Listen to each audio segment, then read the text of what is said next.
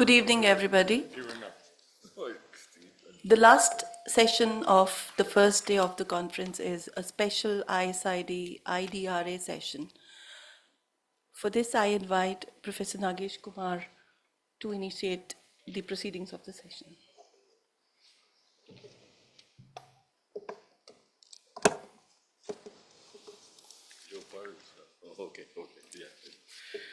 Good evening, everyone.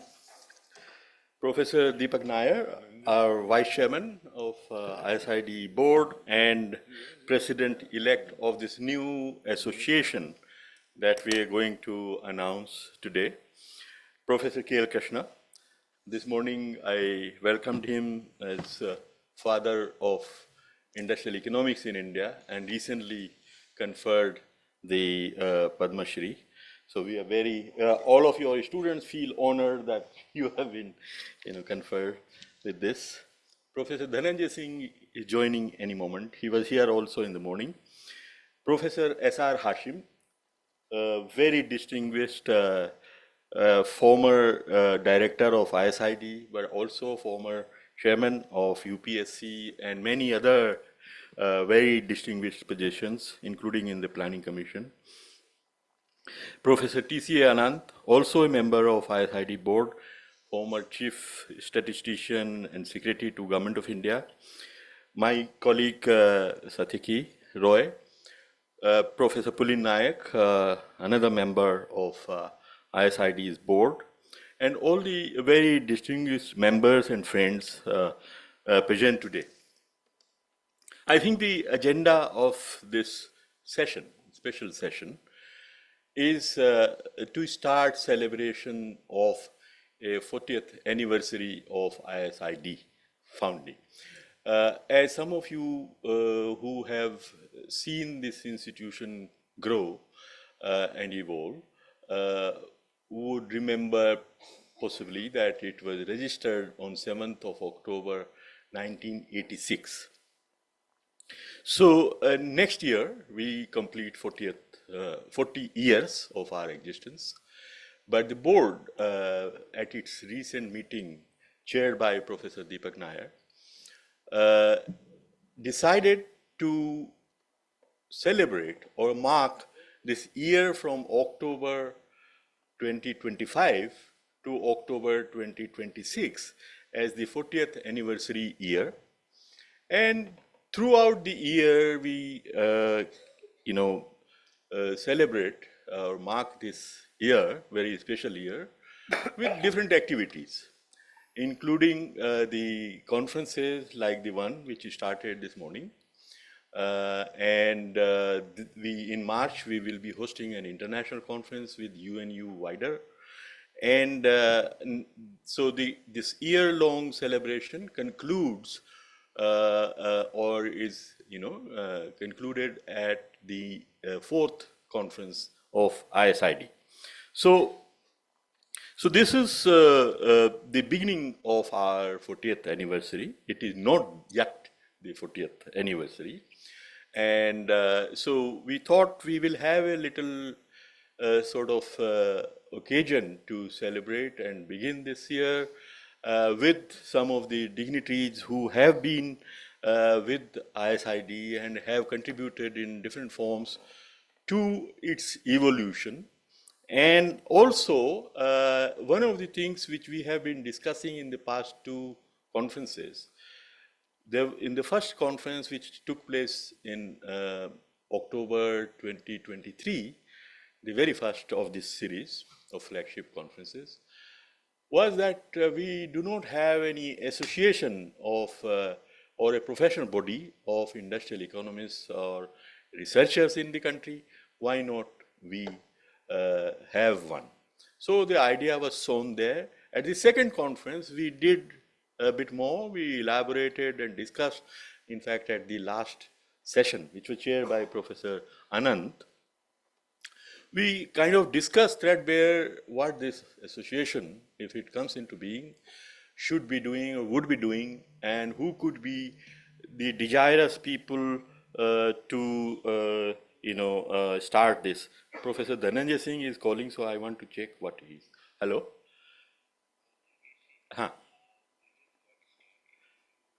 Oh, okay. Bit late. All right. No issues. No issues.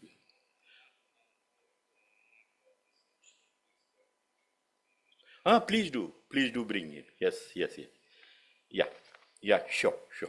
Yeah, yeah. Thank you. We have just started and we will wait for you. Yeah, thank you. So Professor Dhananjay Singh says he will be a bit late. Uh, so So I was saying that, so we thought of having this evening get together to, listen from some of the very distinguished people who have seen this institute evolve and who have contributed to its evolution. And among them are, Professor Deepak Nair, for instance, Professor K. L. Krishna, who have seen it from the close quarters. Professor Hashim has served as one of the directors, and so he knows this very well. Professor T.C. Anand, also in his capacity as a former member secretary of ICSR, has known this institute. So I thought we will, have an opportunity to hear them. And then also on such occasions, when you are celebrating a milestone, you remember your founders. And so we thought of honoring the legacy of our very distinguished, eminent, and esteemed founder, Professor S.K. Goel. And Professor Goel envisioned this institute, and he also was helped in, implementing his vision and dream by Mr. Chandrasekhar, who later on rose to become Prime Minister of India. And so we thought these two distinguished gentlemen who have been behind the evolution of ISID should be honored. And so we have two plaques prepared, and these, I will request our distinguished guests this evening to, unveil them so that they can be placed at two conference halls, which will be named after them. So our way of honoring the legacy of our founders. This was also one of the decisions taken at the board meeting on 15th of October, just very recently actually. So this is the agenda for this evening. So maybe without taking any further of your time, invite Professor Deepak Nair, who himself is, had been watching this institute from close quarters. Also, when he was in the finance ministry, helped ISID getting a corpus from the ministry. So, and he is currently, vice chairman of our board, and we were actually expecting our chairman also to come here today, but he's a bit indisposed, as I mentioned in the morning. So he sent his very warm regards to everyone on the dais and off the dais. And so I want to invite Professor Deepak Nair to set the stage for this evening's, discussion and honoring the legacies that we will come to a little bit later. And Professor Deepak Nair, as you know, is a very distinguished economist, but he has also, specialized very much on industry and industrial development in the country. So it would be very nice to hear from him, not only about the evolution of this institute, but also his guidance about the future work of ISID. So over to you, Professor Nair.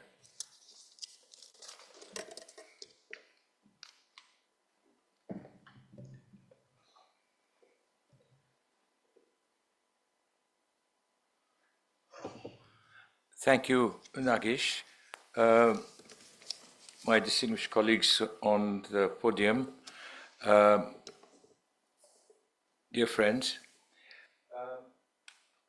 we have assembled here this evening to begin the celebrations for the 40th anniversary of ISID and to celebrate the birth of the Industrial Development Research Association.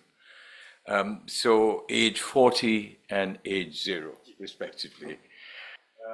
I have a two-in-one class that Nagesh just set I'd like to begin by my long association with Professor S.K. Goyal, whom I always called Surinder, although he was known much more as S.K., and also with the other patron, as it were, former Prime Minister Chandrasekhar. Surinder Goyal and I first met in 1984, when I was just about 18 years old. I was a final year undergraduate at St. Stephen's College at the University of Delhi, and Surinder was doing his PhD, and he was then resident in Guyer Hall. So I had known Surinder for a very, very long time, plus some of his old close friends like Devendra Bhushan Gupta. Now, following my departure from the University of Delhi, it was some time before we met again, and that contact resumed in the early 1980s when I was teaching at the Indian Institute. I returned to India, and I was teaching at the Indian Institute of Management, Calcutta, while Surinder was at the Indian Institute of Public Administration. And I remember a number of conversations about the ISID, which was no more than an idea in his mind at the time. Ultimately, I was present also at the birth of ISID. By then, I had moved to JNU, but when I was in the Ministry of Commerce, we had a number of discussions about the ISID, which was established on the campus of the Indian Institute of Public Administration, which was Professor Goyal's primary affiliation. Although adjacent to it there was that Acharya Narayan Dev kind of property, as it were. Acharya Narayan Dev was no longer alive, and I think Mr. Chandrasekhar was then chairman of the trust. So in sort of barracks, the institution was created. And it began in a world where there was no internet, where there was no information online. So Professor Goyal began this process by putting together, and he had started that even before the institute was founded, putting together the annual reports of all listed companies. And he created the library. Many PhD students did their research at ISID, irrespective of where they were affiliated in terms of university. Both University of Delhi students and JNU students use that library and that space. Essentially, it created a database for the corporate sector in India, and to provide the foundations for the study of industrial development in India. Now, as I said, I have never had any formal association with ISID, except that I have been a friend and a well-wisher for a very long time. It's only recently that Nagesh persuaded me to join the board.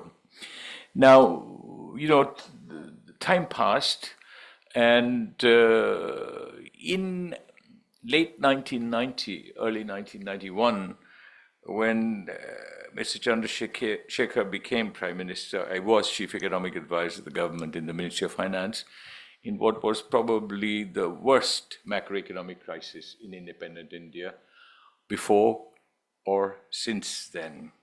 And for me, who does macroeconomics much of my time, it was an experience of 3 lifetimes.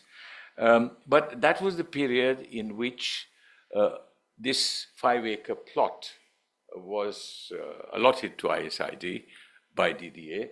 That was also the period in which we provided a grant in aid in the interim budget that Mr. Yashwant Sinha announced for the establishment of ISID in its own campus.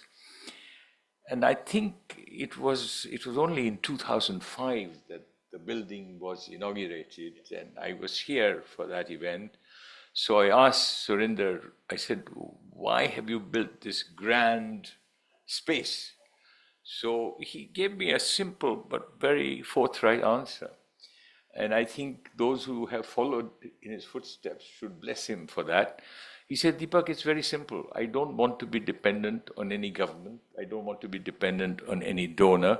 This institution will have an income stream of its own that will sustain it in perpetuity.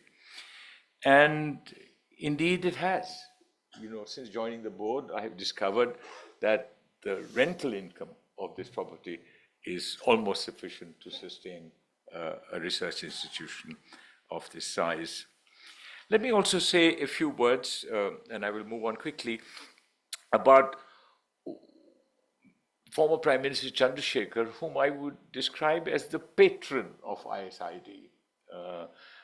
Not simply where it began life, at the plot, on the plot adjacent to IIPA, of a trust that he was chairman, but also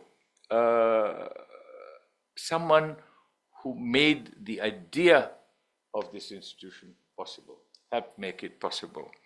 So I'm very happy that we are honoring this evening the legacy of these two founders.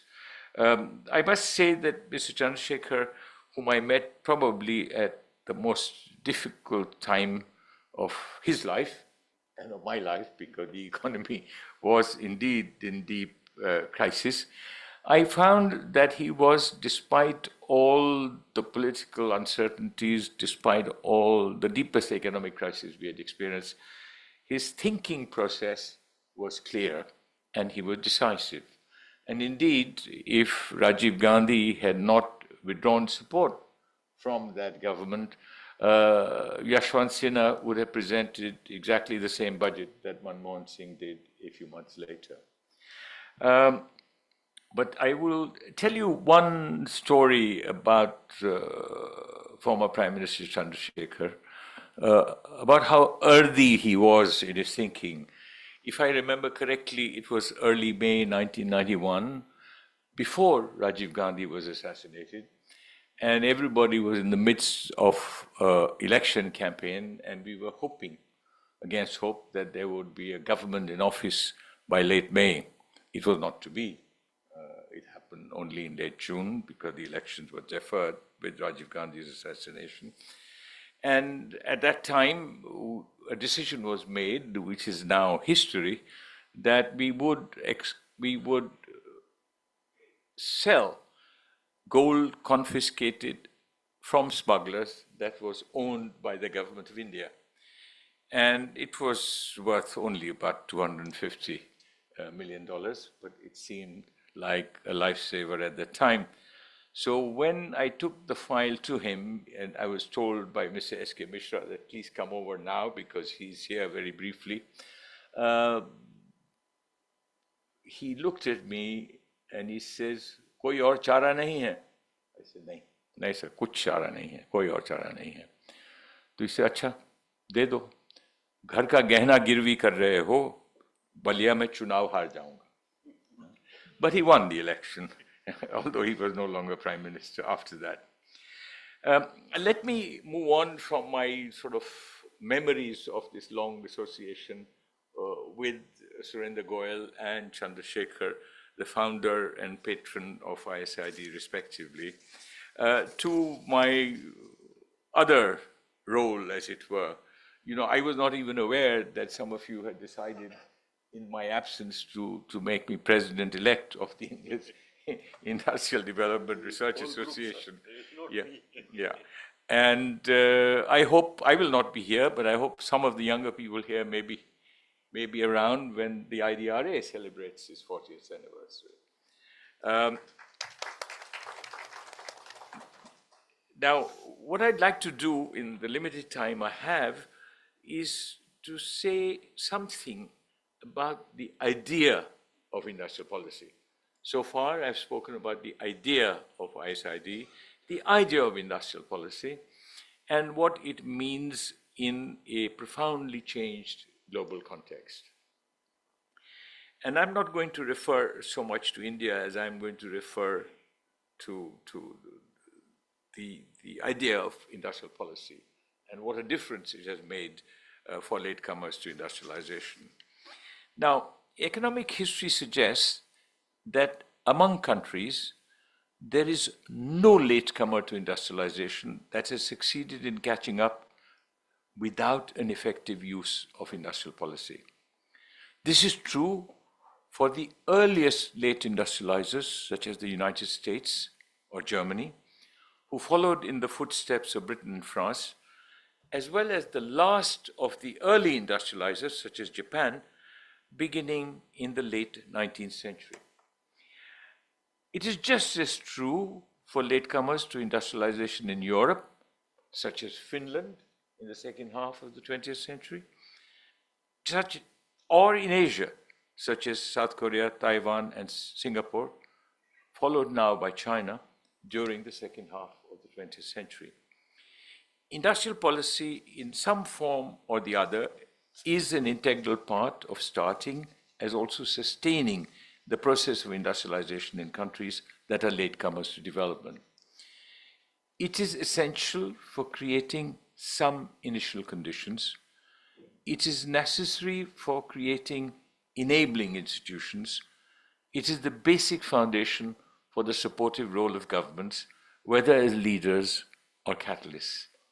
Such intervention can and does come in different forms at different stages of development.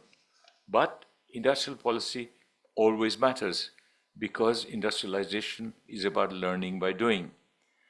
The counterfactual, in fact, validates my proposition.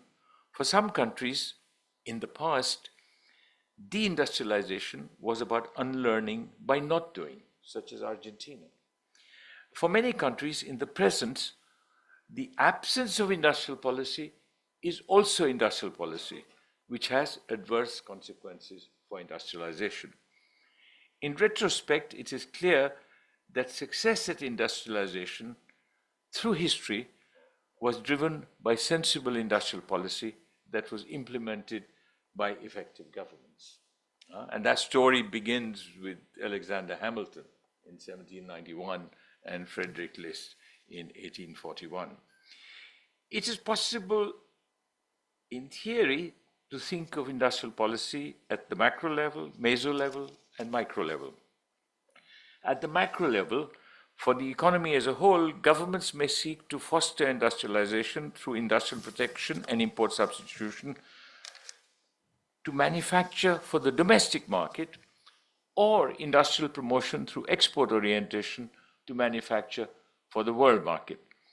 The stress on the former in large countries is motivated by the object of learning to industrialize, not only in consumer goods, but also in intermediate goods and capital goods, so that exports are the end of the market expansion path for firms. The emphasis on the latter in small countries is also motivated by the object of learning to industrialize, but with a focus on labor-intensive manufactured consumer goods so that exports are the beginning of the market expansion path for firms. At the meso level, for particular industries, government intervention may seek to develop sunrise industries or to retrench sunset industries. Japan did that. So did South Korea and Taiwan. But the withdrawal, strategic government support for industries to be developed is possible through a range of policy instruments, and they vary enormously in time and space. But the withdrawal of such support is possible in principle, requires effective governments in practice. At the micro level, always for selected firms, government support in the domestic market or in the world market seeks to nurture their managerial and technological capabilities or encourage their horizontal and vertical expansion so that they are able to realize scale economies not only in production but also in marketing, to develop global brand names and to create large international firms, as both Korea and Taiwan, or Japan, Korea, and Taiwan did. Now, this is about picking winners and creating champions. The complexity of government intervention necessary increases progressively in moving from the macro level through the meso to the micro level. Success or failure in terms of outcomes depends on the nature and the quality of intervention. Thus, industrial policy is no panacea. There are benefits and there are costs. However, outcomes are not binary. More often than not, outcomes are a mix of success and failure. This mix changes over time. Moreover, in the process of learning to industrialize, the costs surface earlier, while the benefits accrue after a time lag. It follows that industrial policy must be assessed not at a point in time, but over a period of time. The real question then is how to make industrial policy more effective for intended outcomes. It could easily slip into rents and patronage. Its success depends on the nature of the state and the effectiveness of administrative systems, what my friend Alice Amston once described as institutionalized control mechanisms. This in turn requires institutionalized control mechanisms. At the same time, the risks associated with industrial policy must be balanced against the risks associated with no industrial policy. There are two other attributes of industrial policy that must be recognized. First, it is about the ability of governments to use carrot and stick, reward for performance and penalty for non-performance, to attain success. The litmus test for which is only one, and one alone, that domestic firms become competitive in world markets. Second, effective industrial policy requires a coordination of economic policies across the board, including not only of trade, investment, and technology policies, but also of interest rate and exchange rate policies, combined with the provision of industrial finance. And this has been true everywhere. Just as important, industrial policy matters at every stage of development and every level of income. For example, late industrializers in their continuing quest for development often face the challenge of the middle income trap. It describes a situation where a country makes a transition from low income to middle income status, but gets stuck there, unable to move from middle income to high income status. The first stage in this transition is the easy bit. It's driven by abundant cheap labor and high investment rates. Growth slows down as these factors wane in their impact, and industrialization stops at labor-intensive goods as wages rise. The second stage in the transition requires higher productivity levels and a capacity to innovate. This in turn requires nurturing managerial and technological capabilities, fostering vertical diversification in production processes, encouraging technological upgradation, inducing technological learning, and creating R&D capacities. The attainment of these strategic long-term objectives depends entirely on the quality of industrial policy and the quality of human resources. It is important to recognize that during the second half of the 20th century, the use of industrial policy was not limited to developing Asia. It was also used most effectively by some latecomers to industrialization in Europe, particularly Finland and Ireland. Indeed, even Britain, France, Germany, and Spain used industrial policy most effectively to develop Airbus as an aircraft manufacturer that would compete with Boeing, which had been dominant in the world market. In fact, Brazil also used industrial policy to develop the Embraer as a smaller passenger aircraft, which became competitive in world markets. Now, there is enough research to suggest that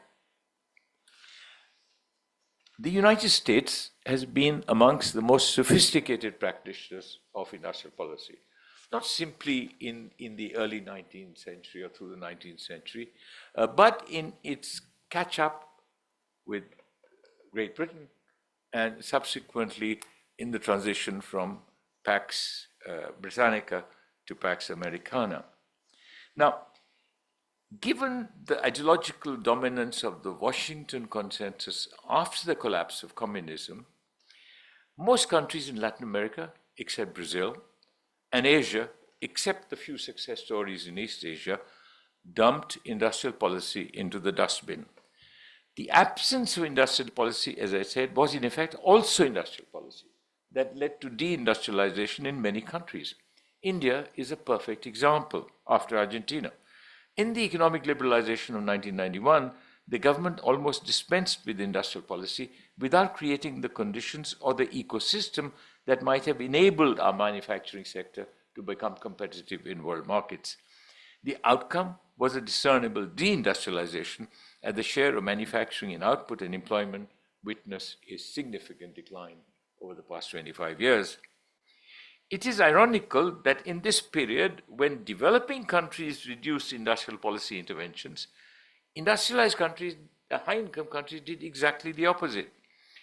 Industrial policies comprise policies that change the relative prices across sectors or direct resources towards certain selectively targeted activities, for example, exports, for example, R&D, with the purpose of shifting the long-term composition of economic activity.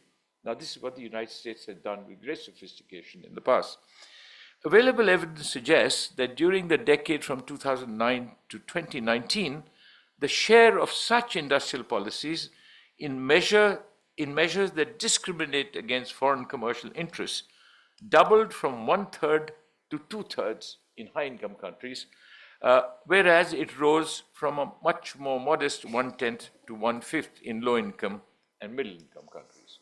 Research done by a group at the University of Oxford. Thus, there was a pronounced increase in the use of industrial policies in high-income countries, and their incidence was far greater than in low or middle-income countries. And that is the period we are living through. Since then, there has been a dramatic change in the global context, which has intensified with Donald Trump assuming office as President of the United States. The unilateral imposition of high and discriminatory tariffs by the US has led to a proliferation of bilateral trade deals and plurilateral trade groupings, which have in effect dismantled the twin principles of non-discrimination and most favored nation treatment that provided the foundations of the multilateral system, which was, ironically enough, created by the United States, the erstwhile GATT, and the WTO. The politics of research and nationalisms, which is continuing, it is now combined with the militarisms, could very well lead to a further escalation of beggar-thy-neighbor policies. Now, these developments in the international trading system will probably mean that industrial policy is going to be a necessity even more than it was until now, perhaps driven by the objective of minimizing costs rather than maximizing benefits in a global context that is in the midst of dramatic changes where the ultimate outcome is entirely uncertain. In this new world, I believe that it is essential to make a distinction between short-term industrial policy to protect national economic interests and long-term industrial policy to promote national economic interests, which is what I have talked about until now. For India, and I will conclude with this, going forward, it might not be possible to replicate the experience of countries that have been success stories in Asian industrialization, owing to profound changes in the global economic landscape.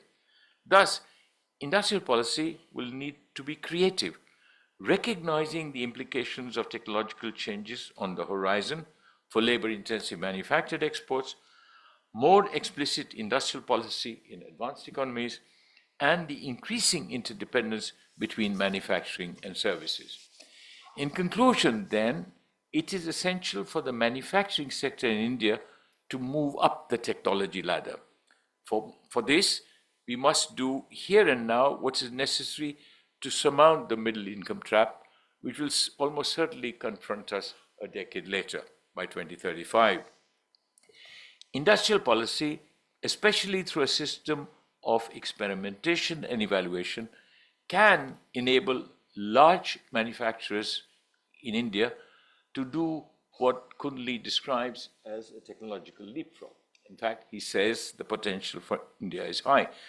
Building on its foundations of higher education in deep crisis now, in science and engineering, a capital goods industrial base, and by creating what I called, borrowing from Alice Sampson, institutionalized control mechanisms that are non-discretionary, that are automatic, that don't depend so much on the discretion of governments. India's unique success among developing economies as an exporter of a wide range of professional, scientific, and technical services also presents an opportunity for industrial policy to facilitate technological leapfrogging. Last but not least, there are synergies between manufacturing and services which could be exploited and must be captured. You know, if you look at the price of a jacket at Brooks Brothers in New York, you would be surprised to learn that the cost of the material and the labor input is no more than 20%, if that. The rest is all services that are provided to go with it. Industrial policy support can help manufacturers move up the value chain by diversifying into related but higher value added services, because there are synergies between manufacturing and services which could be exploited and must be captured. Let me thank you for your patience in listening to me, and let me also say that we are here to celebrate the 40th anniversary of ISID. This is a process which is beginning with this session, but will continue through the year until October 26, when ISID will actually turn 40. Yeah, I hope that the Industrial Development Research Association will grow from strength to strength, but that will depend not on people like us with gray hair. That will depend on the young. It will depend on what you do, so more power to your elbow. Thank you.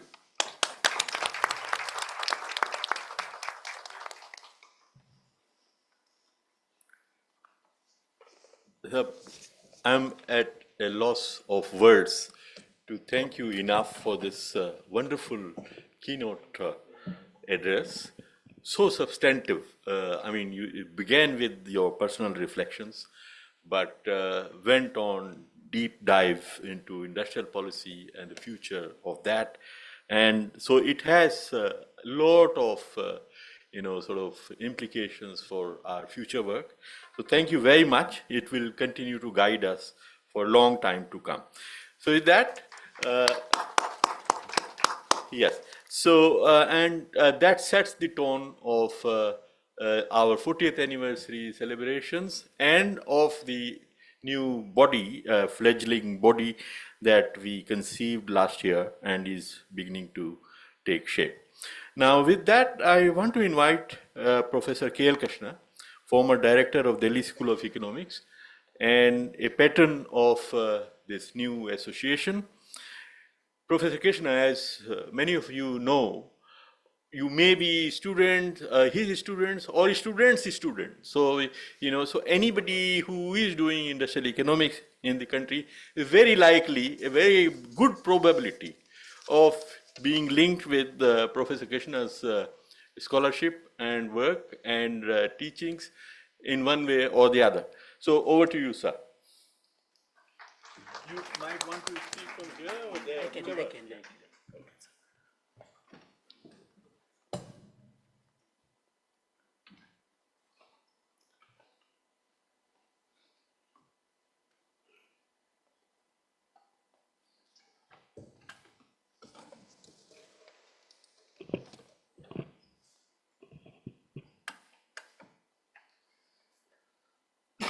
I think I should refer to all the people on the dais, because they are active members of the new association. And in particular, Dr. Deepak Nair.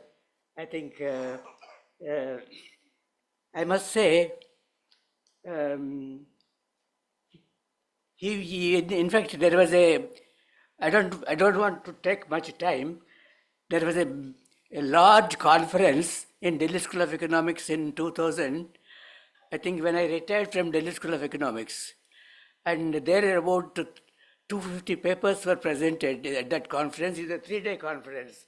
Deepak Nair was the Vice Chancellor of Delhi University. Of course, he extended all his blessings and help. Um, Rangarajan was there to inaugurate the conference and so on. So some of you may have participated in that conference, but not many. I think I must. It was a long group of people who submitted, and out of that conference came a volume, industry in the quantitative themes in industry. It was a volume edited by Suresh Tendulkar, late Suresh Tendulkar. In the volume came in 2006.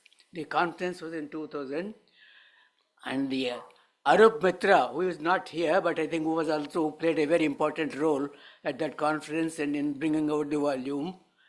Then D.K. Das, unfortunately, he passed away some 3 years ago.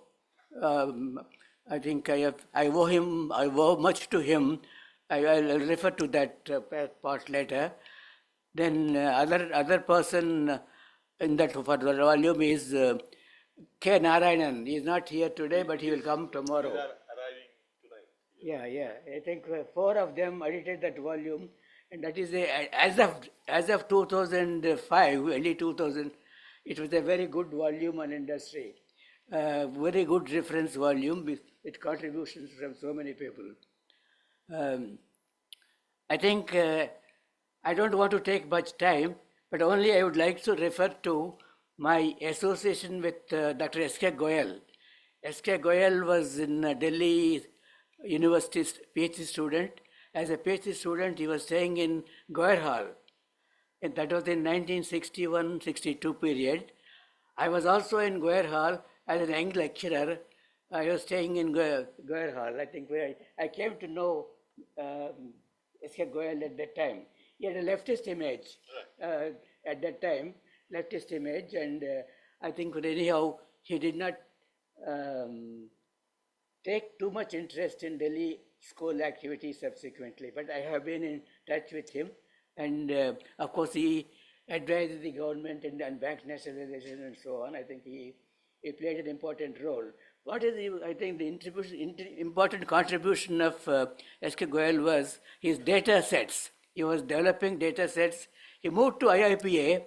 In IIPA, he was developing data sets. I think even Nagesh Kumar must have used his data sets, I think, for his PhD. That was a big contribution of S.K. Goyal. I think we should remember him for that. Apart from, I think, in creating infrastructure here, I think he developed an awareness of the importance of data sets at the micro level, company level data sets. So I remember S.K. Goyal for that reason. I don't want to take more of time because so many people to speak and they have more things to say than I have to say. Only I would like to mention that of the people on the dais, Dr. Hashim, I met him in 1967 in Baroda. He was teaching in Baroda, and soon after I returned from Chicago in 1967, Vinod Kothari, who was the head of the department, invited me to visit Baroda and give lectures on mathematical economics. Of course, at that time I was quite good in mathematical economics, no longer now, but so in fact, Ozawa was my teacher in Chicago, and he was fed up with me because I was not quitting the class. He wanted to stop the course. I think this is referred to in Pranab Bhadra's book. I think this particular aspect. So I was only trying to give my background and my association. And I think when in 2023, I think 2 years ago, I suggested to Nagesh, this idea should be pursued, idea for dissociation. I think that is how I am very grateful to him for taking that suggestion seriously and working on that with the help of colleagues in ISID, and yes, the association is coming into existence. So I think I would only like to say my association with industry and so on began in Chicago in 1964. I completed my coursework. I asked an important person, a professor, Z. Grekus. He was working on agriculture, and he wanted me, he tested me for my knowledge of statistics and econometrics, and he asked me to work on productivity in manufacturing plants in the US. It was a pioneering study. At that time, panel data were not very much in use. So that is how I started my career in industry area in 1965. I think subsequently, I think I have been in touch with so many people working in industry. Suresh Babu in CDS. Of course, I did not interact with Veeramani when he was a student, but when he came to ICRIA in early 2000s, I interacted with him. So that is how my association with all people, I think, and we are very active in this. So that's so.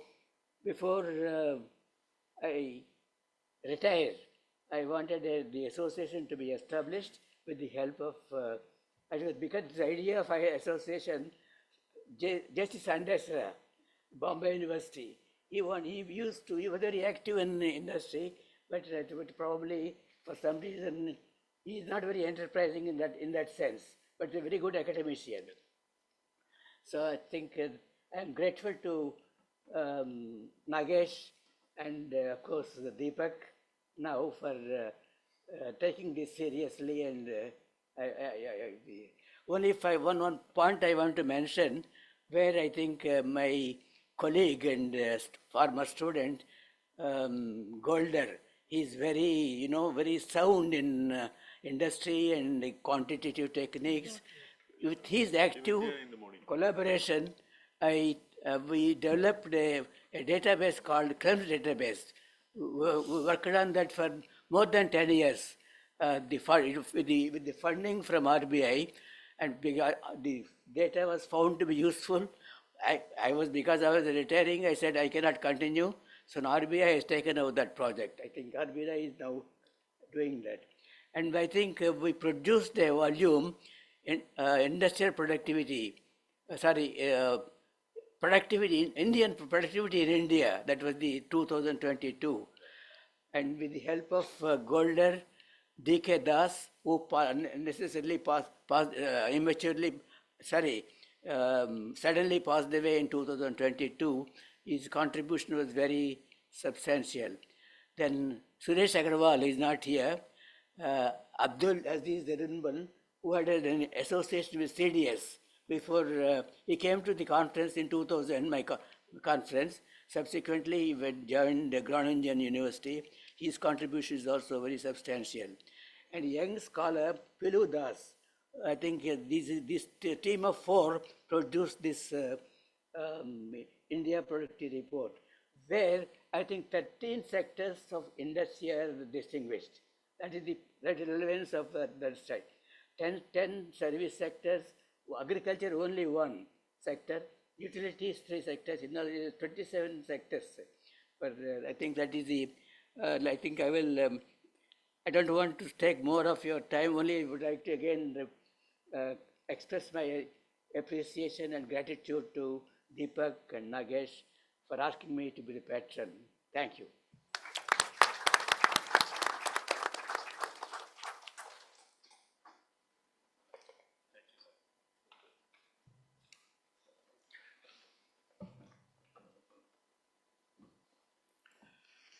Thank you very much, Professor Krishna, for your words of inspiration and to serve as patron of this association. I'm sure with your blessings, it will become a very vibrant, professional body of industrial economists in the country.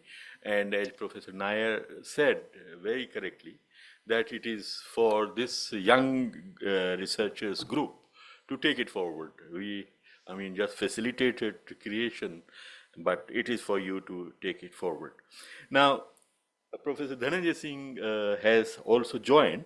So I was thinking before inviting the other speakers, maybe we do the honors to the founders and we continue the discussions.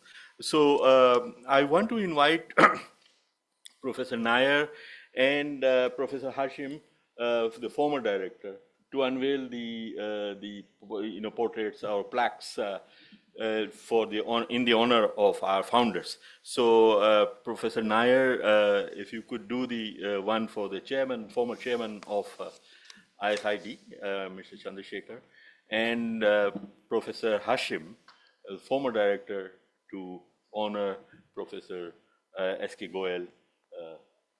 So I think they have put some marks. So which one is this is Professor Goel?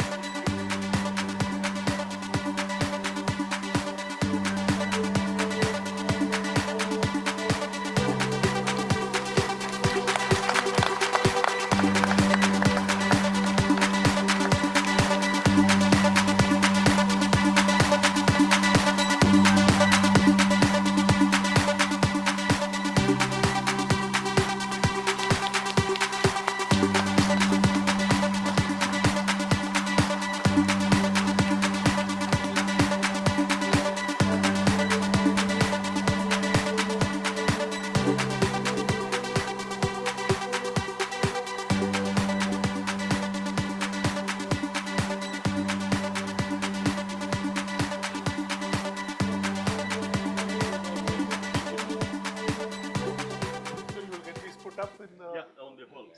Yeah.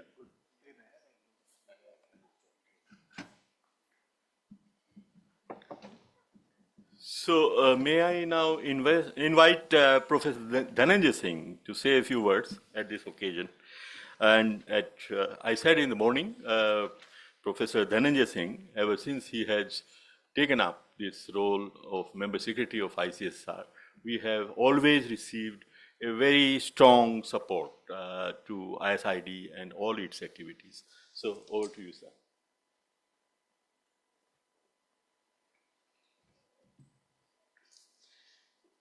Thank you, Professor Nagesh Kumarji, and my apologies.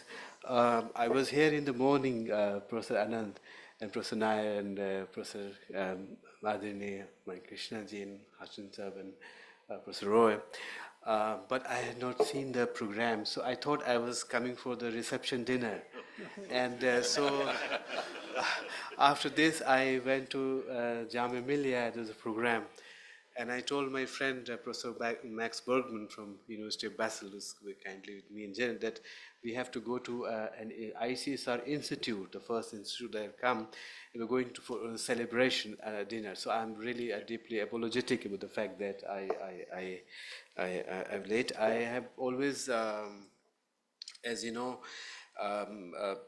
being really delighted to be here. Last time also I enjoyed being here, if I can say that. In the morning I said that ISID and its glorious history, and today you have honored your founders and has had a stellar contribution to India's industrial policy, and as my own experience of reading the report that you so kindly gave to me, which came last year on the industrial transformation, and going through the program, of course, and this potential for policy outcomes on industrial transformation. As I said in the morning, of course, India has, in my own limited understanding coming from socio-cultural studies, that India has to have its own chart of own path of industrial transformation, and inclusive industrial growth and development is something which is required. So growth without inclusive development doesn't make sense, but you need growth also for inclusive development. So in that kind of paradox coming from ICSR's perspective. As I said in the morning, something which I could not say was the opportunities that we are now going to have for young researchers, of course, young researchers in terms of improving their capacities to do research, in terms of the national education policy, which actually mandates that the research is an important component. I was in Jamia and I was talking to some students, and then I had some students from JNU that when they would go do their masters, of course, that they lack certain training at the BA, BSc, BCom level. So we are opening our research training and research methodological courses and programs for undergraduate students from now on. And then, as I said, that we are industrial transformation and inclusive development, of course, and industrial development in terms of both, capital intensive as well as labor intensive industry is something crucial for us. Also, industry 4.0 in terms of newer technological advancements and how it's quite dynamic now. Newer possibilities of employment being generated in sectors which are upcoming. So I think, but without being too an academic, I think this session is also celebrating the history of ISID.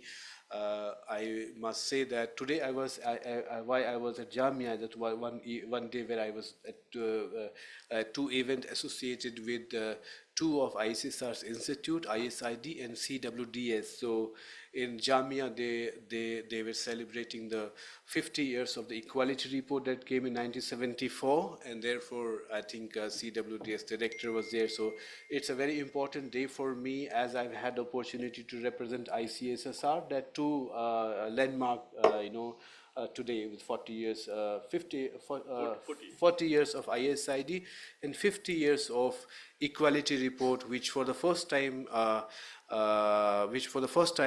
stated that constitutional idealism and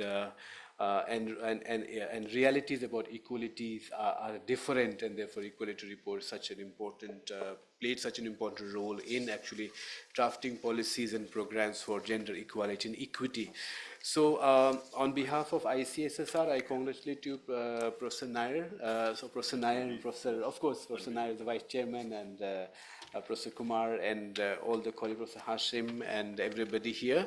And to reiterate that ICSSR, in fact, is very proud of your achievements, and we would always be forthcoming in supporting your academic and research endeavors. Also, I would like to say this, that for the first time we are starting with a junior internship program. I think we are in conversation with that, and we got 7,516 applications for these internships, and we are in conversation with ISID and IAG if we can have some interns in the institute. So I think it would be good to have some BA students learning research competencies from you, and then the funds would be provided by ICSSR. So many congratulations, Dr. Kumar, Chairman and Vice Chairman, and everybody in the board, and all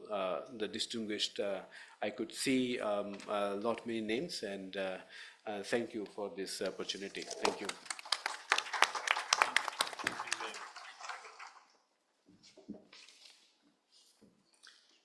Thank you very much, Professor Singh, and for your kind words on our. Now, we have just circulated to the members of the dais a 40th anniversary brochure that had just been prepared. It's actually a draft, and if you could kindly unveil it.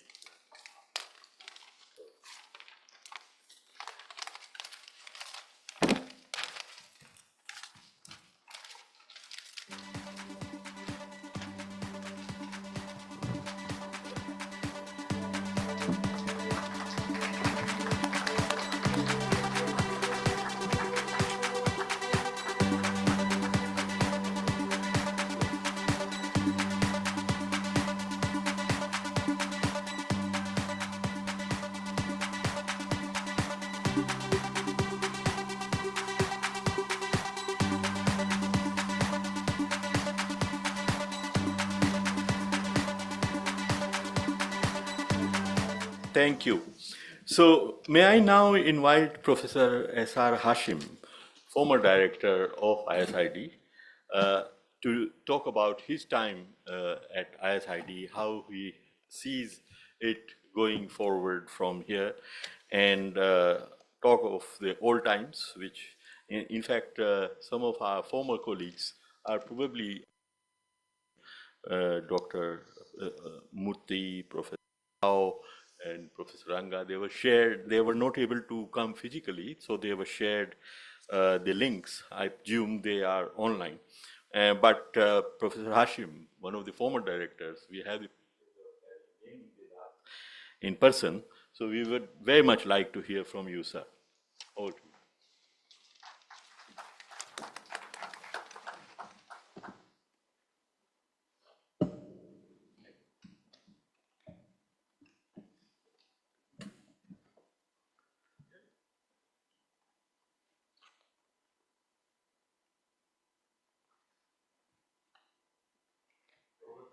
Deepak Nayyar, the Vice Chairman,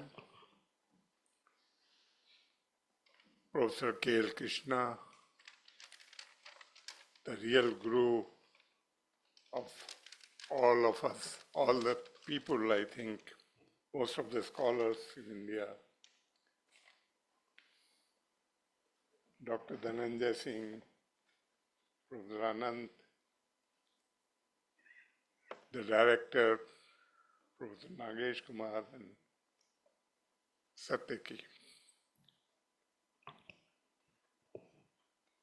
It has been really a great honor to unveil, to join Dr. Nayyar, to unveil the pictures of Professor Goel and Chandrasekhar.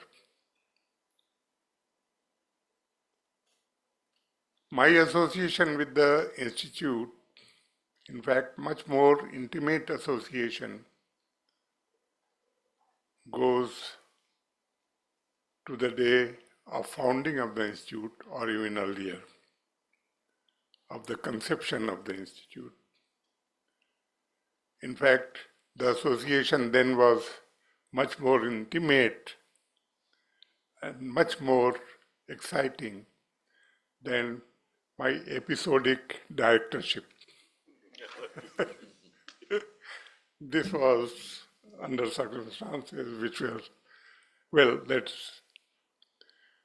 the inspiration for and let me first pay the tribute to Professor Goel for founding this institute and later creating such a wonderful campus, which I think no other institution of this nature has in India. I think it is unique. It also, as Professor Nayyar referred to, generates resources, making the institute largely independent, though ISSR has been a big supporter of the institute from the very beginning, or even from before that.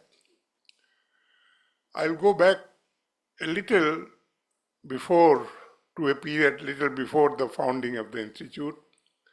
I think the inspiration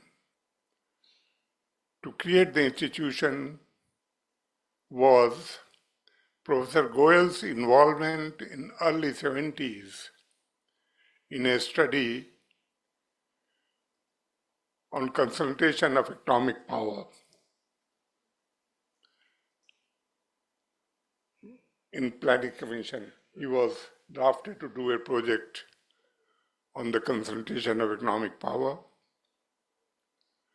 And that study attracted a lot of attention, particularly the attention of leading political figures of that time, and a group in the political circles which was known as Young Turks, Chandrasekhar being the leader of that group. And it was this inspiration. In fact, those were the days of democratic socialism. from 69 onward when Indira Gandhi won the election. In 1969, when the whole thing, the politics moved to a little left of what has been earlier. And then these were the days of great nationalization. Nationalization of banks took place, I think, around 1970. And focus on monopoly and concentration of economic power. So Professor Goel expanded this project a little further and created a database which has been referred to. The database was basically the balance sheets, annual reports of the corporate sector, of which I think the repository was Reserve Bank of India, and maybe still is. From there, but he also supplemented this data back by creating a bank of newspaper cuttings. And I think more than dozens of newspapers were sponsored to every day. And cuttings, any news on industry or industrial policy or any matter related to industry was, I don't know what is the status of that project. Still you have. And you imagine this huge database was created all manually. Those were the days of manual work. There was no digitalization. Computer was only available sometimes for some big calculations and nothing more. People used to work with hands. And the three persons were the young research assistants of Dr. Goel: Chalapati Rao, Murthy, and Ranga. And many times in our circle they were referred to as Teen Murthy. I regret they are not present here today, but they are online. So with this help and maybe some more, he created this database.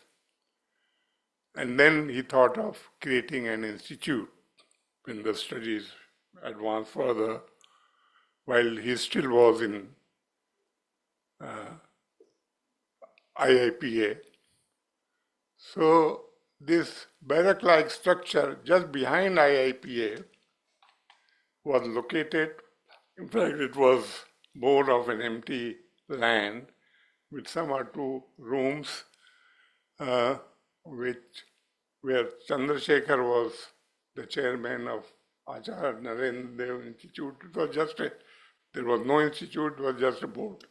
But it had the important role of acquiring that land. Land belonged to government, but its use was acquired, and it was there that ISID started in those barracks, Kacha structure hall. But it was a great time. And if I remember correctly, I was one of the founding members of one of the 7 signatories of the first memorandum of association which founded the institute. There are many others. Munis Raza was one. In fact, he was the first chairman of the institute. Perhaps Chandrasekhar was also there, Papola, and many others. And there the institute started with great enthusiasm. We were very closely associated, sometimes as member of the board. I think I was member of the board throughout. And even otherwise, informally. In fact, a part of that institute in that Kacha structure became an intellectual adda. If you know what in Bengal is called adda. And that adda was visited very frequently by Chandrasekhar himself. He used to come, mostly have lunch there. Munisaza, Didi Narula, if I remember correctly, and many other intellectuals. We were also there all the time. But before that, I should mention that my acquaintance with Dr. Goel was from 1974. In 1974, Dr. Goel and I both were deputed. I was in Baroda and he was here in IIPA. But somehow we both were deputed by government of India to the government of Iraq under Saddam Hussein as advisors to the planning department, to their planning department. We worked for 2 years. We lived in Baghdad together. Even we became very close. The children, Seema is here, was very young. My children, they all became, so we became almost a family. We returned after 2 years in 76. And that was the year, I think, when immediately after that the emergency was lifted and all that history. The institute was founded in 86, it is right. And then it has grown. That was the first phase of the institute. It was Dr. Goel's, inertia, his enthusiasm, and his connections. He had very wide connections, going back, which I have referred to earlier, that he procured 4 acres of land. This campus is 4 acres, nearly 4 acres.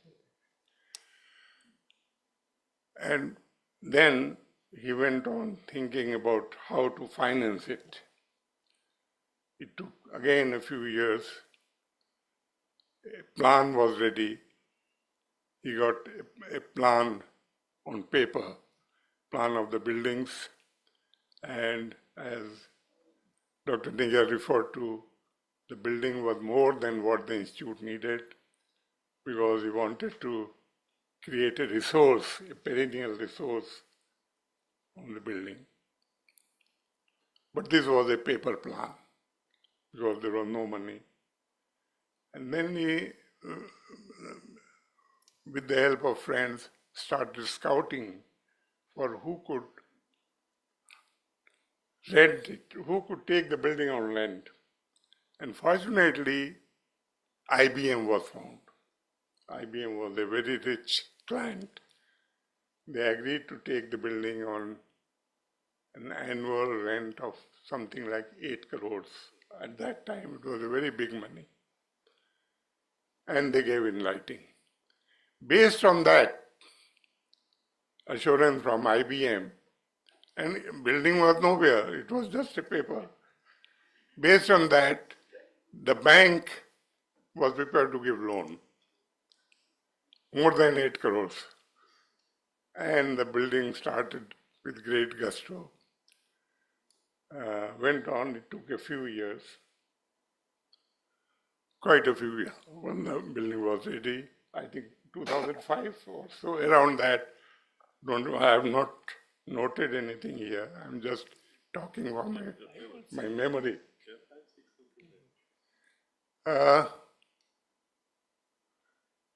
So this period of building construction, finding resources, starting finding land, and later on managing the prosperity caused a lot of strains, even some distraction, and some unsettlement of the situation. The focus was, because these things are not easy. Some of the academics like Murthy became expert in managing things rather than so academics was left behind. It was Chalapati Rao who continued working quietly in a room, sitting. And he worked on the same theme, which was dear to Dr. Goel. He took it forward. Later on, it evolved into very good work on crony capitalism. But unfortunately, it was never published because the issue was politically sensitive. The issue is still important, I think even more important, but I don't know whether you can really undertake it because of its sensitiveness. It has remained and it has its own implications. And I think a good turn came when Dr. Goel never became, he didn't want to take chairmanship at any time. He remained a vice chairman throughout.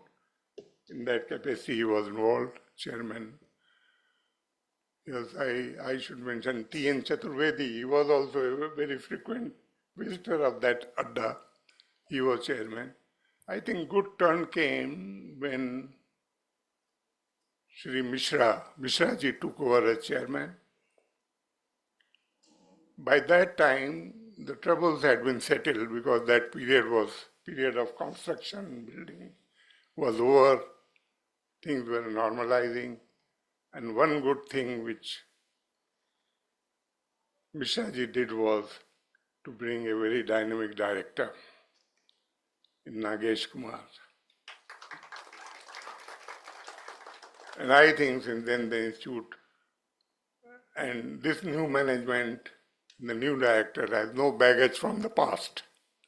So things are now on a smoother run. And many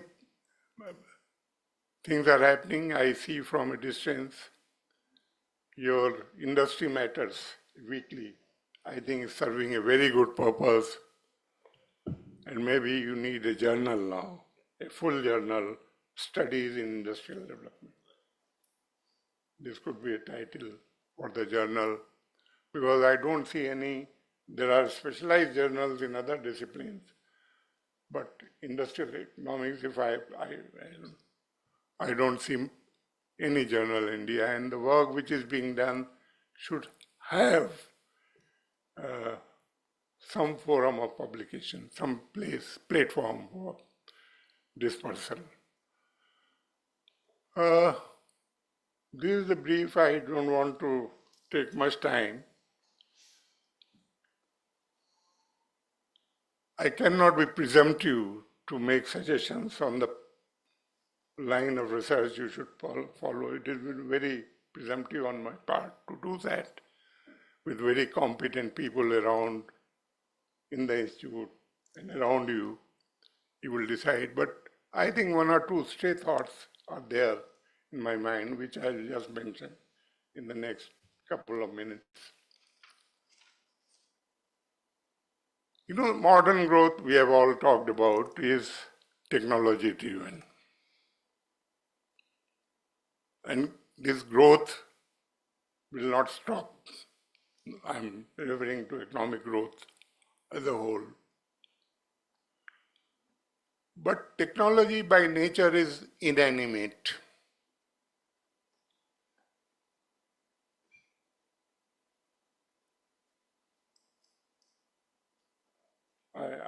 I hope I'm making clear what I mean by inanimate. And too much involvement with only technological study generates a thought process which also becomes somewhat inanimate. And by inanimate, I mean losing the human touch. We lose the human touch. What I mean to say in this particular context is this. I'll just illustrate.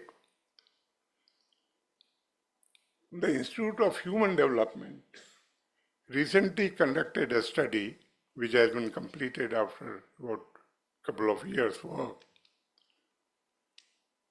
A survey of handmade products, handicrafts, handlooms, and handmade carpets, and they could do it with the help of Craft Council of India's finances.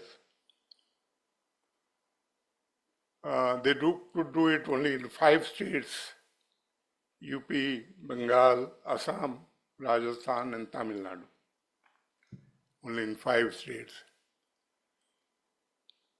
The focus of the project was contribution to value added and employment of this particular sector. This sector has been studied since long. The small Satyaki has been, in fact, he started working in Calcutta and Tripur and other industries and small scale industries. But what I'm trying to bring in here is a different perspective. One of the findings of this survey was that this handmade sector, on an average in these 5 states, contributed about 6% of industrial value added, total manufacturing value added, not industrial, manufacturing value added. But it contributed to 24% of manufacturing employment. 6% to value added, 24% of manufacturing. Obviously, with a very rough calculation, the productivity would be 1/4 of the rest of the manufacturing sector. And some of the very prominent economists in this country, very able and good economists, have said that this sector has no future because the productivity is so low. The fact is the productivity is low. And therefore, you let it by. But remember, why almost 24% of the workers who are engaged in industrial employment still choose to be engaged in a sector where average income, we made rough calculations, is less than the minimum wages. Average income per worker is less than the minimum. Because there is such a widespread unemployment. In fact, earlier we used to talk of agricultural sector with disguised unemployment, underemployment. But it performed a task of holding the people, at least. And more or less the same task is being performed by these handmade sectors, even though the productivity may be low. But that is important. The way technology is going, the artificial intelligence, digitalization process, quantum computers, and I don't know what comes, what are the potential, what changes in economic and social structure it will cause. But what is important is, and maybe in the long run, things will settle down. The fear that one has of technology will not really come true. But that long run, we don't know how long it is. None of us perhaps will be alive, in that long run. I think at the same time, we need to look for deliberately, consciously, ways of taking care of the people through employment, through income, through work. And that is the human touch that we should have in a broader perspective of industrial policy. I mean, this is just a thought in the passing. I'm not suggesting an agenda for work, but I think we should keep it. Once again, I'll like to pay my tribute to Goel, to Chandrasekhar, who always was with the Institute, helped in many ways, known and unknown. My great tributes to these people that they have created. Thank you very much.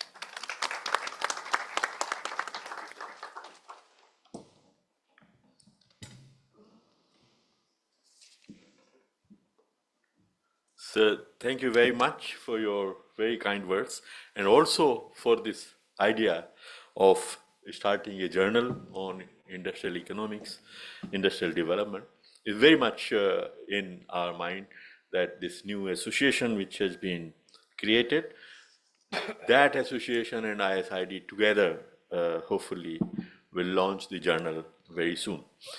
So with that, let me turn to our next speaker for this evening. That is Professor T.C.A. Anand. As I said earlier, is currently on our board and has known ISID for also for a long time, including from his time as member secretary of ICSSR. So your predecessor is here. Yeah. Yes. So over to you.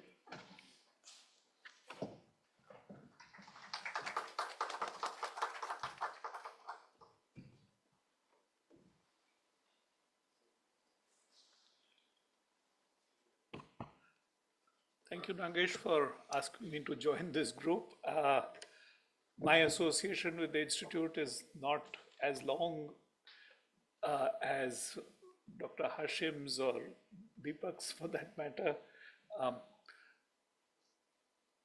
I was aware of the Institute earlier because of the work Dr. Goyal had been doing in maintaining a database for industrial studies. Any of us who have been scholars in India were aware because it was a natural reference place which we would send students to for a very long time. If you wish to work with corporate data, one of the natural places to turn to was ISID, of course, back there in the IIPA campus subsequently.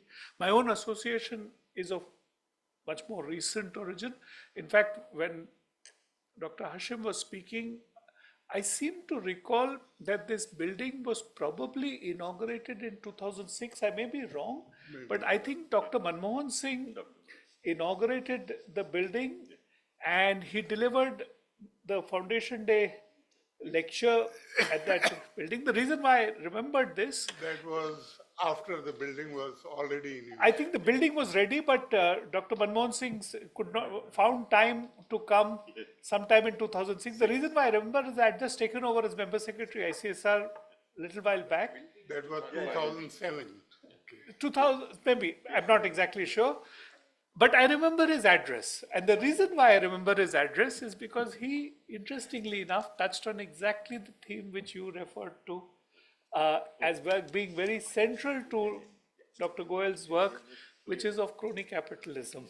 I think an important part of Dr. Manmohan Singh's address here was exactly on that issue. So when you mentioned crony capitalism, I was reminded that that was the theme which the then Prime Minister had taken up in his lecture. And as you said, it's a very sensitive subject, and it sort of brought out his own concerns with the thing, and it's sort of reflection. Those of you who track developments over the time would realize why he was so concerned about the topic, because it was such an important part of our discourse.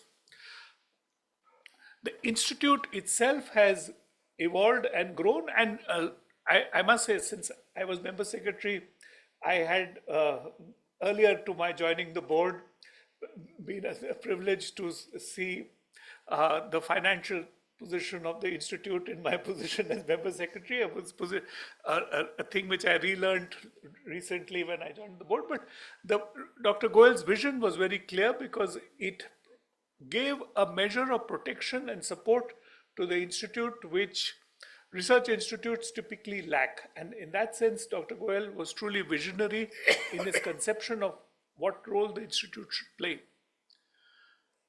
I'm very glad further that the institute has taken initiative, and Nagesh must be congratulated for it, to carry the vision forward in establishing the Industrial Development Research Association. This has been a lacuna in industrial studies in India. It's ironic that after almost 75 years of development. We have vibrant associations for the study of agriculture, labor, but there is no association involved in the promotion or the study of industrial research. The comment observation of Professor Krishna, I think, was in one of the industrial association meetings which we had, I think 2 years back, where he made this observation to you that it is time we established an association. And I'm glad you were able to follow this up and create the association. And since I was involved in drafting the objectives of the association, I would like to show you that one of the things which was there in our mind and was actively taken up for discussion last year when we mooted the proposal that the association be formed was that the journal should be part of that exercise. Because similar to the lack of association to promote industrial research, we also lack a journal as a place where industrial research can find a home. There has been good industrial research, but the absence of a journal has meant that scholars in the area have typically had it to hunt for places to publish, EPW, IER, and others.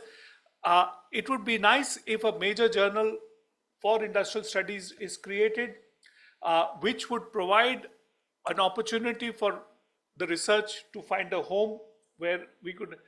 There was a brief attempt in my tenure as chief statistician that MOSPI we had started a study, a journal on industrial studies, but that unfortunately could not sustain its momentum, and it has been merged with Sankhya. So there is a, no, not Sankhya, Sarvekshana, and they are sponsoring industrial studies research, but there is a need for an independent, focused journal on industrial studies. So I'm glad the association has come, and this can be an objective they can work towards building and getting a journal off the ground. I don't have much to say, and following Deepak, it would be difficult to talk about, sort of come up with something more. Deepak has highlighted something which I think should be a major focus of the work of the association and the institute in years to come. He's talked about the need to articulate a case for industrial policy. And it's very interesting that 91 was the last industrial policy resolution, and Professor Nair very correctly said it was effectively a non-resolution. It amounted to saying that we don't really need an industrial policy. The development experience of the last 35 years since 91 has shown that that is in fact not true. Both global developments, the way industry itself has behaved in India, the need for a policy regime is clear. Government has announced an intention of framing an industrial policy. A draft policy was even circulated, I think 2 years back, but it has been put on the back burner.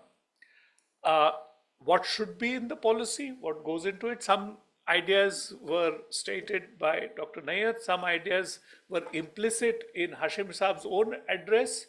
I think the fact that we need an industrial policy is agreed by many. The old 91 policy will not work. There are clearly elements which we need to recognize in the new policy, and I will add to the observations made by Dr. Nair and others by simply emphasizing two things. One, we need to recognize that industrial development has many elements, and I will point to one element which is an important component in our understanding industrial policy, which is the need to recognize that increasing returns to scale are an important element of any policy which we consider. Implicitly, the government has recognized this in the PLI scheme and other schemes which they talk about. But what does it mean to create an industrial policy which accommodates increasing returns is something which we need a bit deeper understanding of. I myself had briefly worked in an area in my peripatetic research career which has spanned over vast areas, unlike others who have stayed focused on one. I have done work in a number of different areas. I worked very briefly on the Schumpeter's thing of creative destruction, and this year's Nobel Prize brings that up. Industrial policy will have to take into account the role for innovation, the role for diffusion, and the fact that technology has made the conventional view of thinking of economies basically being driven by constant or decreasing returns to scale as simply not viable. And to a very large extent, Indian thinking over the last 75 years was one where the perception was that we will always be working under a system of decreasing returns, or at best constant returns. The fact that we need to provide for an industry which recognizes increasing returns is something which we have not done. And I think that is something which we should try to do. So I would like to throw that little bit also into the discussion which Professor Nair started. A second element which I would like to flag is something which Nagesh has asked me for, and I'm laggard in this. I had promised him I will deliver the paper, and I hope what was Dr. Goyal's major concern, that data sets for industry studies continue to be a challenge. I think there is a need to recognize and make a case for better data for industrial studies. In many respects, we have the potential for much richer data availability. We simply have not exploited them. So I would like to see the association and the institute also playing a role in recognizing and having sessions focused on data. We have talked about this, that in the future conferences on industrial development and in the industrial studies conferences, we can have sessions devoted to explicitly on data and data related issues, because they tend to usually get a second setting in consideration of larger issues of policy. But often the requirements of what are the needs for a good data system for industry get lost in the process. Professor Goyal had provided for that right from the beginning, because he recognized that scholars are, when they want to work on PhDs, are often handicapped by the fact that data is not readily available. He took the trouble of making sure that ISID was a place where students working on industry would find databases accessible, and that it has continued to do. So I'm bringing all these threads together because ISID represents many elements, and I'm hoping that the establishment of this association, which we are also starting today, will create a framework for richer studies in industry and industrial policy. Because if anything, the development experience of the last 35 years has revealed that while we have succeeded in many things, there are still major areas of concern, and most of them relate to our inability to promote industry the way we wished to promote. So I'll stop with that and compliment Nagesh for the effort which he has taken. Thank you all.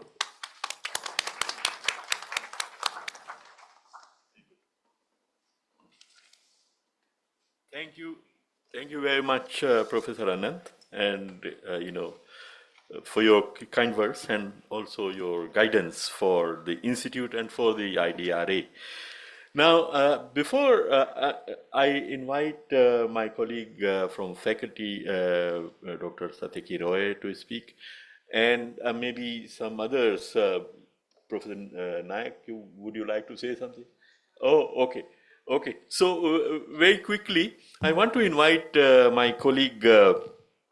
Akhilesh Sharma, who has helped in getting the formalities of this registration of the IDRA, to share with everyone where we are on this process and what has been done. So over to you, Akhilesh. Unfortunately, Professor Deepak Nair had another commitment, which he had told us before. 7:45 is when he had to leave for a dinner engagement. So he apologized for. Yeah, but. Thank you, sir.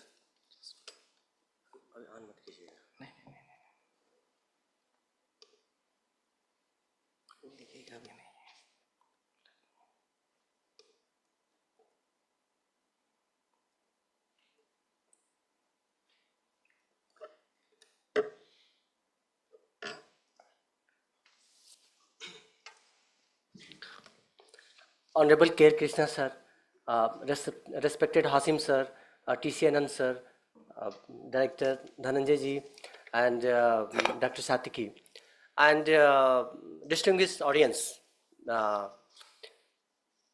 Actually, in the last two conferences, the idea of Industrial Development Research Association was conceived, and in the last conference we discussed its MOA and its desirous persons, who could be the desirous persons and who could be the office bearers. All these things we discussed, and based on those inputs, we started the process of registration, and we have submitted the documents for the registration purpose, and we have also designed the logo for that association. And for that, I would like to request Professor K. Krishna to just unveil it. Dhananjay ji? Dhananjay ji? Yeah.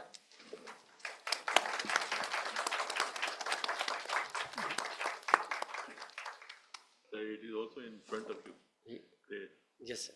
logo is in front of you. No. It's there, sir. Yeah. This has been internally designed, and with the input from the director, Professor Nagesh Kumar, and help from the Dhananjay, who is the IT person.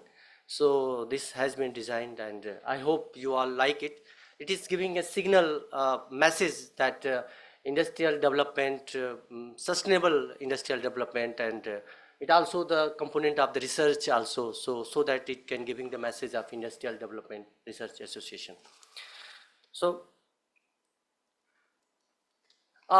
last time also we had discussed briefly about its objectives. So to serve as a forum for debate on the issues pertaining to industrial development, to promote and facilitate networking for various stakeholders to undertake and promote, facilitate research and training, to disseminate information, what Professor Hasim was talking about, to having the journal also, to publish and issue papers, journals, proceedings, etc. So as a broad objective of an associations, we have covered all these objectives, and we will try our best with your supports and active cooperations. We will take forward its activities. And this is our first executive committee, and that is based on the input we received in our last conference. The Professor K. L. Krishna as a patron, Professor Deepak Niyar president, and Professor Professor, some mistake typing there. Professor Suresh Babu, yeah, photo is his vice president, and Professor Nagesh Kumar president, and yeah, vice president, and Mr. Ajay Sankar member, Professor T.C. Anand as a member, Professor C. Viramani as a member, and Professor K. Narayanan as a member, and Professor Ruchi Sharma is also as a member, and I myself will try to contribute as a secretary and treasurer of the association. So with this update, I would like to thank you very much, and looking forward to your support. Thank you.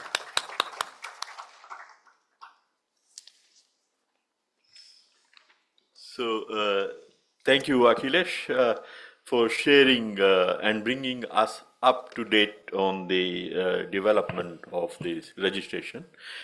And as we all know, I mean, the initial board is required to file the registration papers. But then once it is functioning, it is registered, I mean, government has approved this. We will hold a meeting of the executive committee, which will frame the rules for admitting all the members, young researchers, all of you will be invited to join the association formally. And then it will have its own process to elect future boards and all that. So this is just the beginning.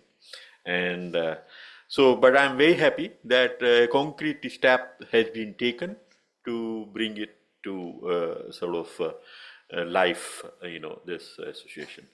Now, Sir, Professor Naik, would you like to say a few words at this occasion, since you are here? So I thought of inviting you. Yes. Yeah, just a few minutes, and then my colleagues. Thank you very much. I'll be very brief. Much has already been spoken. Uh, my association with ISID is only goes back about 7 to 8 years. But of course, one had known about Professor um, um, the Honorable Professor S.K. Goel. Uh, he was well known in the circles of researchers working on industry. Um, the only thing I would say is that work on industry is very vital, very important. And the aspect that is of primary importance is that of unemployment. And the only possibility of generating employment would come about if we are able to promote and proceed with industrialization on a firm footing. And so that manufacturing takes its important place. And currently, our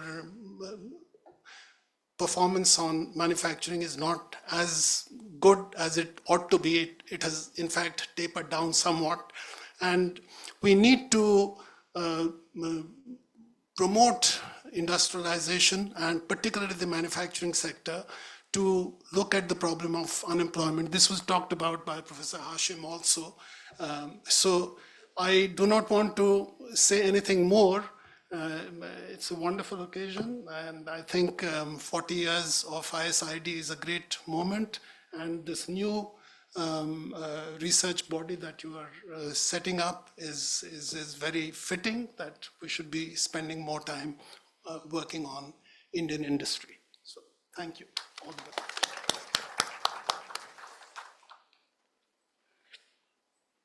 Thank you, sir, for your kind words. So let me invite my colleague representing all the faculty members, Dr. Satiki Roy.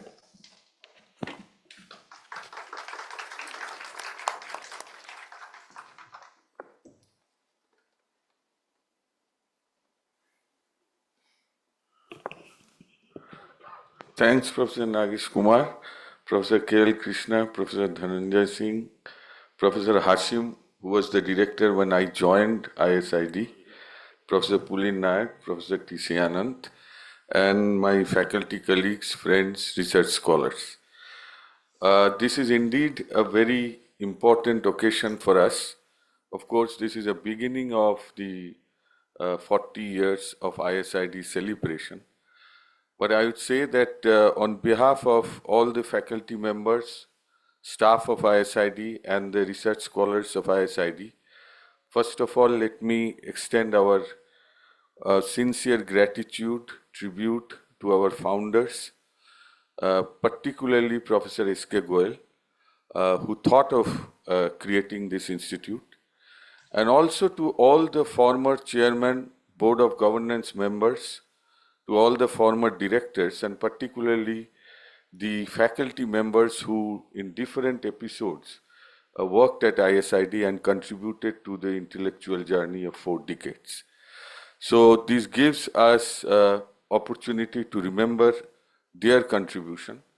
But I would say that when SKG thought of building this institute, which was basically to promote research on industrial development, if we mark the time, it was also the time when there was a kind of transformation in thinking of industrial policy was happening. Because in the late 80s, it was the period when import substitution, its effect was declining. Protectionism was giving rise to its ill effects, and so we see monopolization, and monopoly practices was one of the research area of Professor S.K. Goel. And this was the time when he thought of building an institute which would focus on industrial development. It was relevant that time, and it is also very much relevant now, because we are once again in another juncture when we see that for the past 3.5 decades, the policy circle was very much hegemonized by the ideology of free market, and they thought that it is only about efficient allocation of resources to take care of everything, and economy will grow just by unleashing the market. It didn't happen. Of course, many countries in south of the global south could experience faster growth, but at the same time, they experienced deindustrialization. And so now, once again, the discussion is on the table that we should have industrial policy and industrial strategy across the world.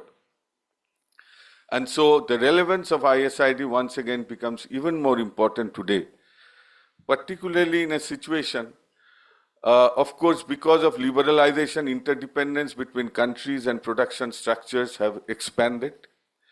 It is very difficult to rewind globalization. One may think to do so, but actually what is emerging is a hierarchical kind of globalization. And now one needs to think of a self-reliant strategy of industrial development for a country like India. And we need to play a particular role in that, and we are blessed with this institute because it is specialized on industrial development. Apart from this, I would say that we are immensely grateful to our founders to think of a model, which now everyone is talking about, that we could generate some funds from ourselves, because it was important, and it is always important for institutions of higher learning to protect their autonomy of research. So we have some flow of funds, which adds to the ICSSR grants, and it helps us to, in difficult times, to sail through. So this was also need to be remembered, and it is our bread and butter. It is not only a model in abstract. So we feel the effect of that every day.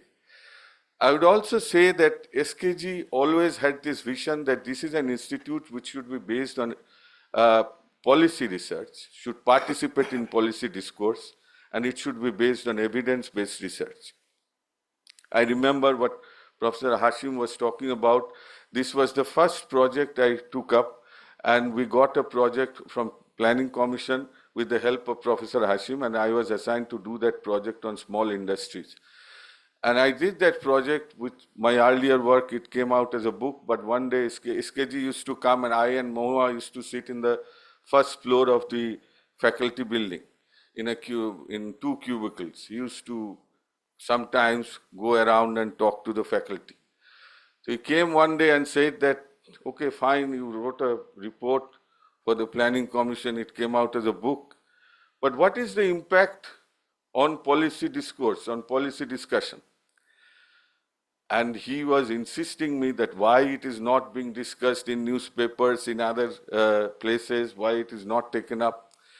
And he gave an example that we did a study on small industries. See, there was a lot of discussion at that time. I heard about this. And then I said that, sir, it is not being discussed, that is not our fault. Our job was to do research, and we prepared the report. And then he said that, but this is not the purpose of research only. And then I asked that, then he said that why it is not having an impact. I said the only reason might be that when you wrote the report, you were the advisor of the Prime Minister. And I am an assistant professor of ISID, so it will not have an equal impact. I thought he would scold me, but he laughed at me and left. So, but he was always insisting on doing something which has direct impact on the policy discourse. It is not about formulating policy, but to discuss, debate, reflect upon policy with objective research. This was basically his vision. And I think that, and in the later part, he used to tell us also that, look, now I am 80 years old. I am now not in research. I am involved in real estate, looking into this building and what to do and what not. So you have to take up this research work. And so for that, the institute has a very good building, good infrastructure. Everyone talks about that. But we should improve our research output and activity. And I think that now it is, of course, a continuity, but in the past 3 years, we see some addition of research activities and different activities which contributes to the intellectual activity of the institute.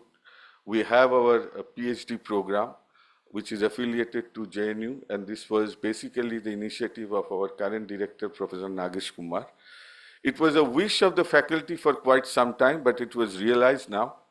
We have this industry development report, which is a flagship report, which is basically to comment upon industrial policy and also raise the issues and different aspects in different points of time, which is important for industrial development. We'll take this up. And of course, this conference is not only about holding a conference as a ritual, as an annual event, but it brings together scholars, professors, which itself gives us an exposure to new data, new methods, and new discussions on industrial development. So, of course, this is a beginning of a celebration, but every celebration should come with a pledge. As a member of the faculty, on behalf of the faculty, we can only assure that there is no end to any effort, but we will increase our effort to realize the goals of our founders. Thank you.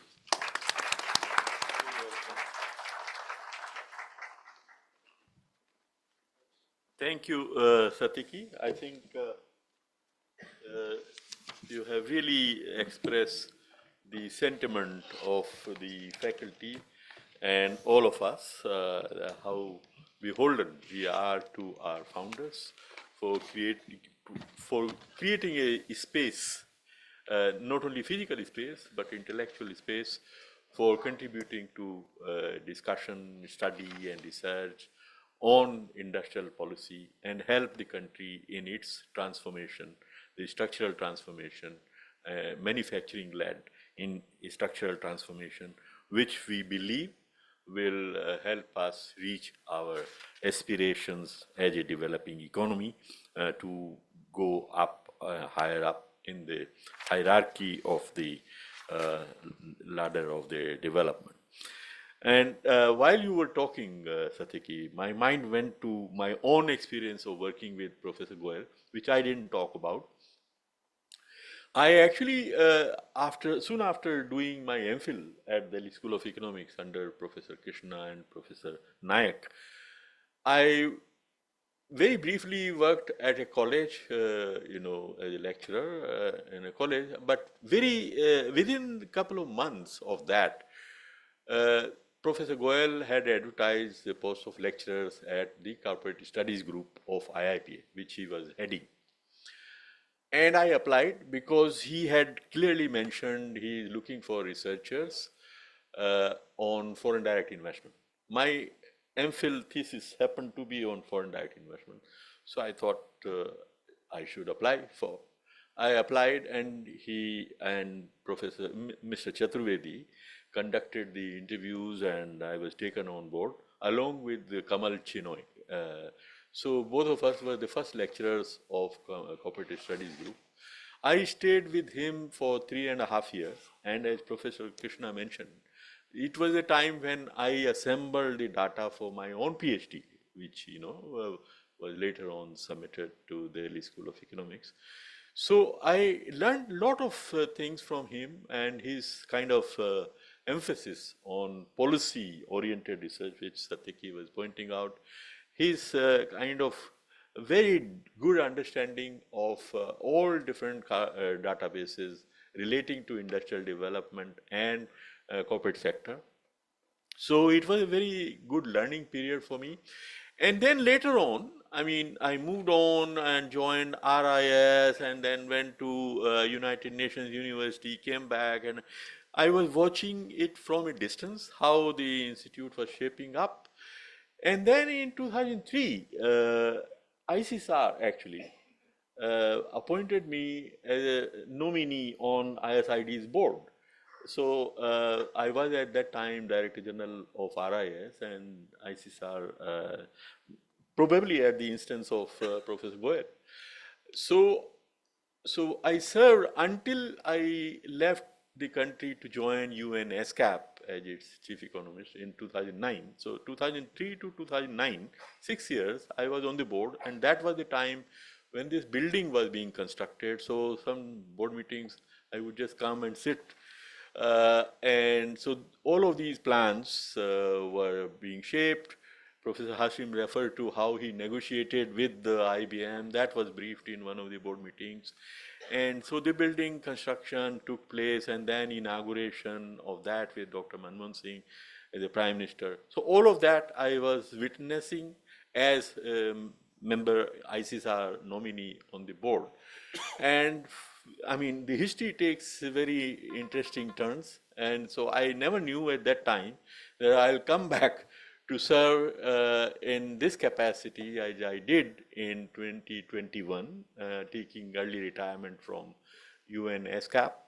And I think it has been a most wonderful and very gratifying period to work with young researchers at this institute and to contribute to the vision and take forward the legacy of Professor S.K. Goel. So with these words, I pay my own regards and tributes to Professor Goel's memory and to Mr. Chandrasekhar's memory, who helped Professor Goel to realize his dream. So with these words, unless anybody wants to come up and say something, it's time for us to close this session and move up for the dinner. So thank you very much, and let's give a big hand to all of our distinguished speakers. Sorry? Yeah, of course. I forgot about this important thing, this memento to be presented to our distinguished speakers.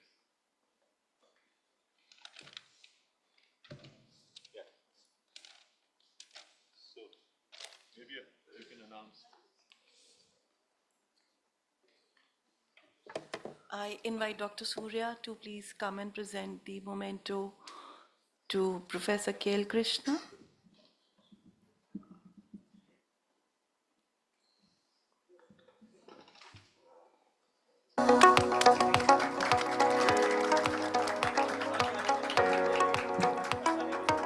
एक बार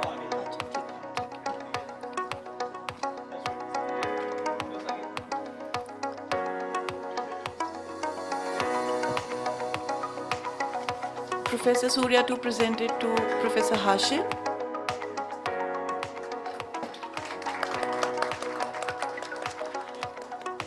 Dr. Surya, please present the memento to Professor Dhananjay Singh.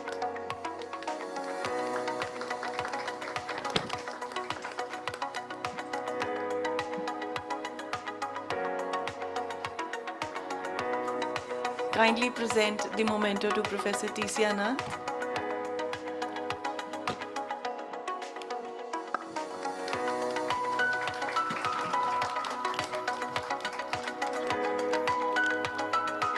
Request Surya to present the memento to Dr. Satyaki.